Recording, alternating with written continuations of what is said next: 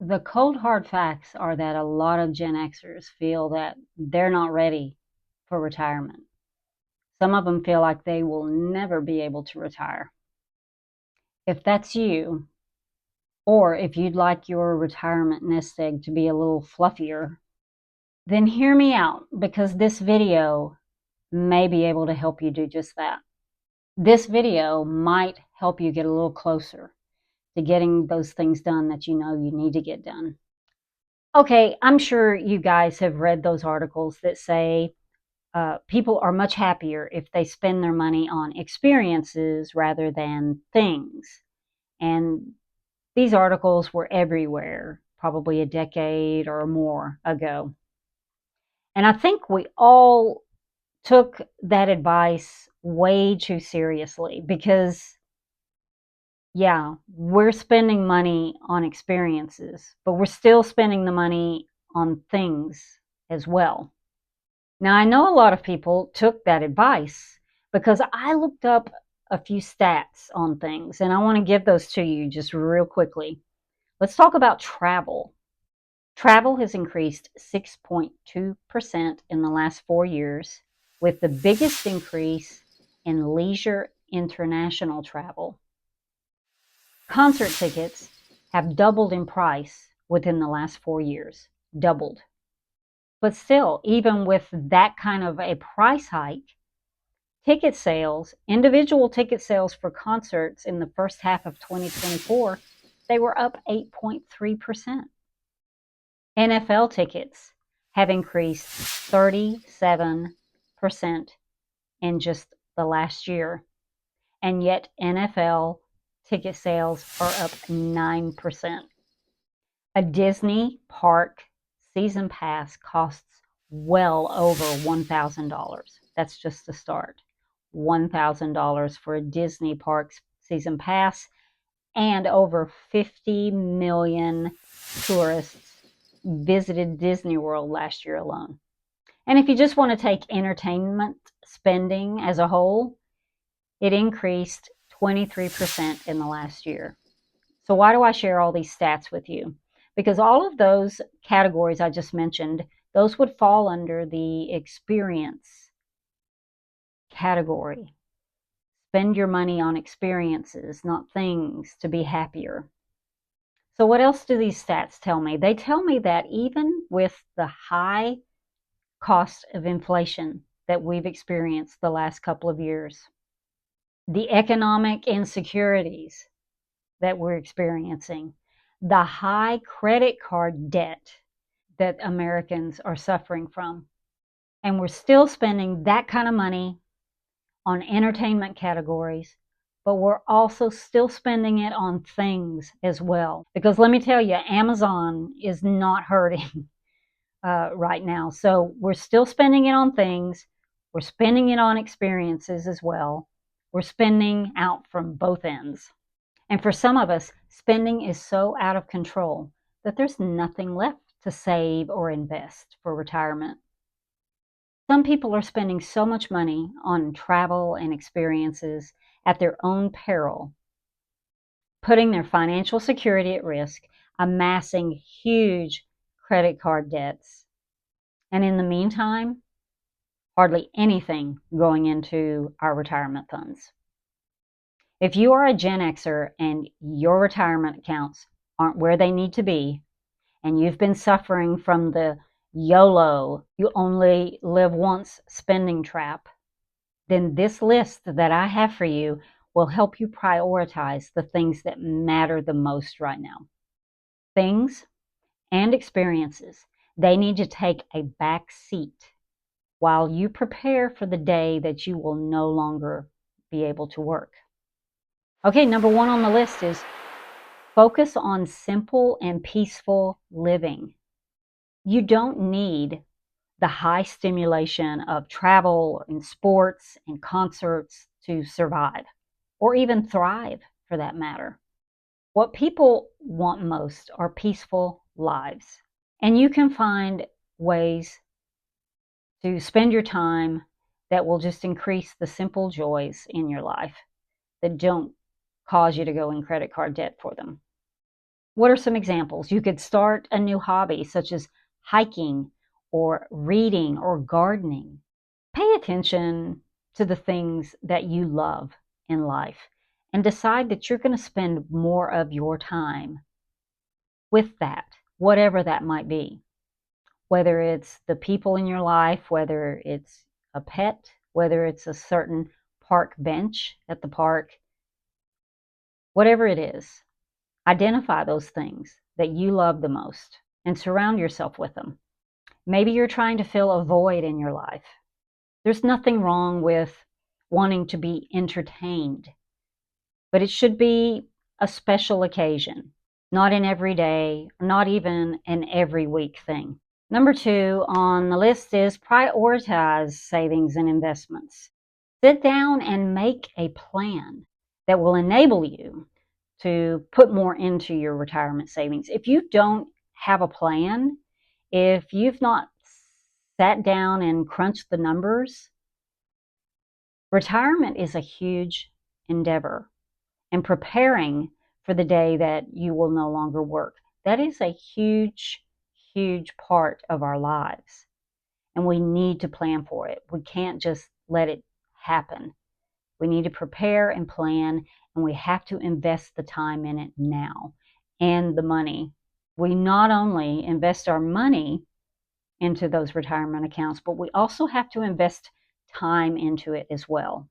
Crunch the budget, sit down, make sure that you have your money invested correctly. Maybe it's time to make an appointment with a fiduciary financial planner.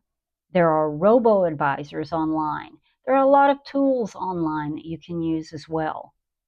Okay, number 3 is adopt a no FOMO mindset. What do I mean by a no FOMO? Fear of missing out.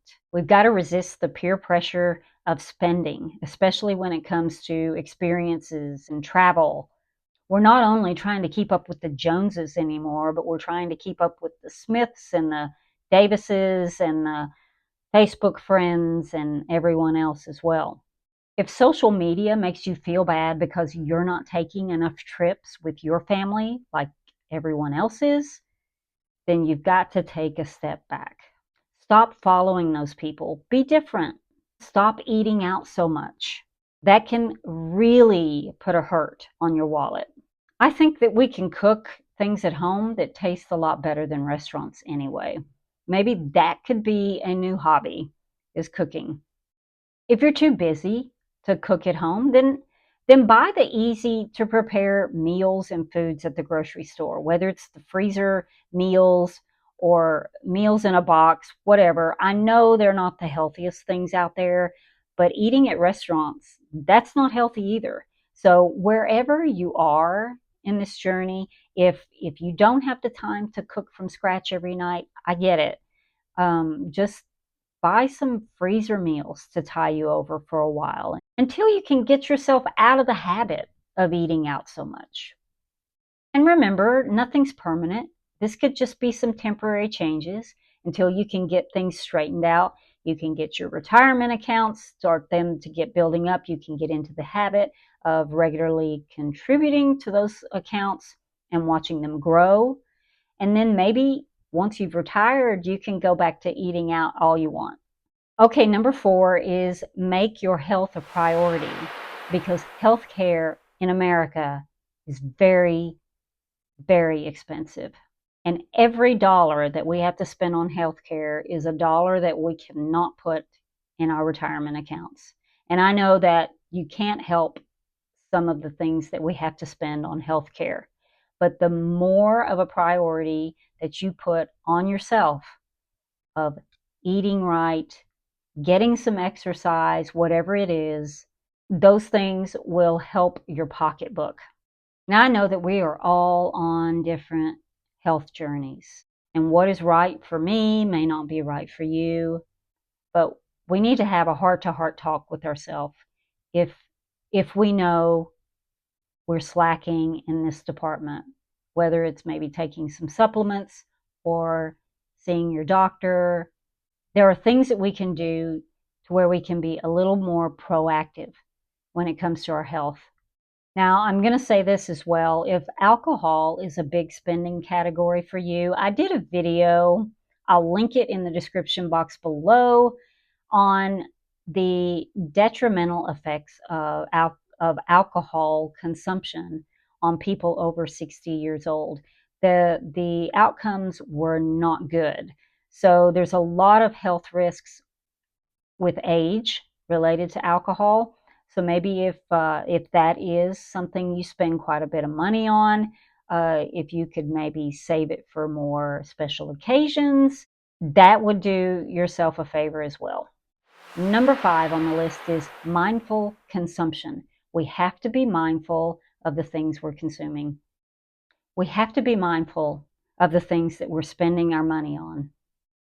You've got to pay attention to the media that you listen to, because that media, either directly or through the advertising that they use, will try to influence you to spend your money.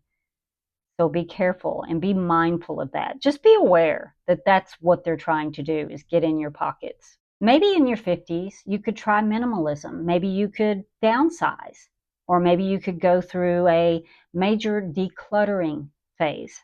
Now's a good time to think. The home that you live in, is it a good home to age in place in? Are there things that maybe you need to consider? Would this house be too much house in 10 or 15 years? These are all things that you need to think about now in your 50s.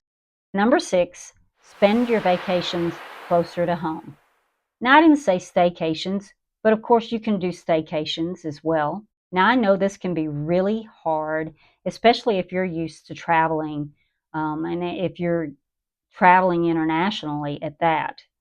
I used to travel quite a bit, and it is easy to get addicted to that travel. I would be thinking and planning the next trip in my head before I even came back from the previous trip. So you can get into this cycle where you're never quite satisfied. So it may be very hard to dial back on that, but try to do that anyway. Make your vacations closer to home. Go to state parks and national parks, or smaller cities full of museums, and just walking and enjoying the sights. You have to create a new normal for yourself. Now, I remember growing up in the 70s and 80s that we would spend lots of time just doing picnics. We would go to parks and national parks. We would spend all day at the lake, and it was great. It was so much fun. We loved doing that as kids, and I have great memories from it as well. Maybe you'd even like to use your time off to start a side hustle, or start a second career, or a side business. That would really jumpstart your retirement savings. Okay, so that's my list. And these tips, they're helpful for myself as well. I made some mistakes when I was younger, and I have to fight the consumption lifestyle every day, just like you do. We are being marketed to every second of every day. So I understand it is hard, but I don't want you to blame yourself. You may have made mistakes. You may have had bad things happen to you that's prevented you from prospering in life. It's very common. And I don't want anyone to feel hopeless about their situation. As long as you are still here and you still have breath in your lungs, there is a good opportunity for something good to happen in your life. If you haven't already, I would love for you to subscribe to my channel. It makes me so excited every time I see a new subscriber join. It really does. I appreciate every one of you. I appreciate you watching this video today. I love making videos like this. I love making videos that are informative, and I'll keep working and researching and taking in as much information as possible so that I can make these videos and share it right here with you. Now, if you'd like to watch more videos on this topic, watch this video next. the biggest mistakes Gen Xers make when saving for retirement. I'll link it at the end of this video. I hope you have a great week, and I will see you in the next video. Bye.